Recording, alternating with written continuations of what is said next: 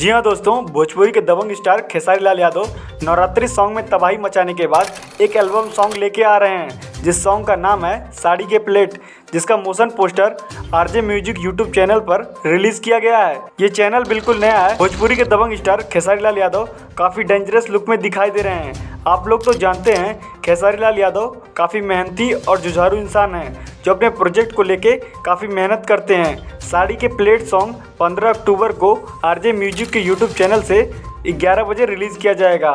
इस सॉन्ग में आपको खेसारी लाल यादव और शिल्पी राज की आवाज़ सुनने को मिलेंगी।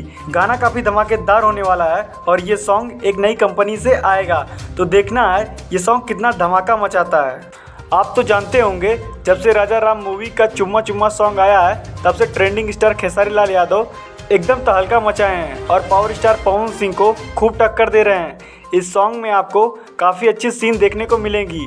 तो चलिए आज के लिए बस इतना ही। मिलते हैं आपसे नेक्स्ट वीडियो में। अगर हमारी वीडियो पसंद आई हो तो लाइक शेयर सब्सक्राइब करना ना भूलें।